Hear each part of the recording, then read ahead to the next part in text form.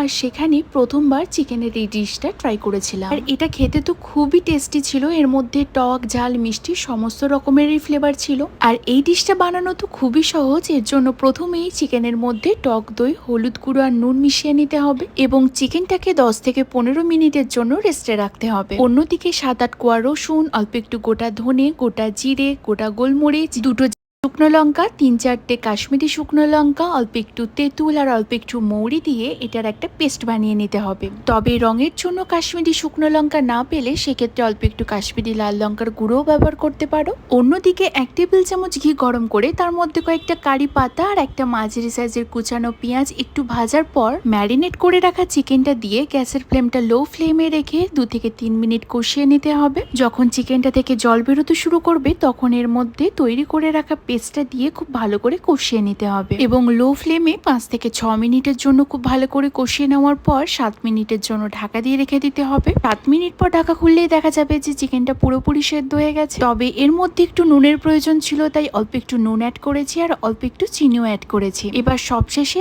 আবার একটু ঘি দিয়ে খুব ভালো করে মিশিয়ে নিলেই তৈরি হয়ে যাবে দুর্দান্ত স্বাদের চিকেন ঘি রোস্ট। যারা একটু অন্য রকমের কোনো চিকেন ডিশ ট্রাই করতে চাও তাদের তো বলবো এই ডিশটা একবার অবশ্যই ট্রাই করো। এর ফ্লেভারটাই না একটা অন্য রকমের, খুবই টেস্টি। তো তোমরাও একবার এই চিকেন ঘি রোস্টটা ট্রাই করো এবং আমাকে কমেন্টে জানিও তোমাদেরও কেমন লাগলো।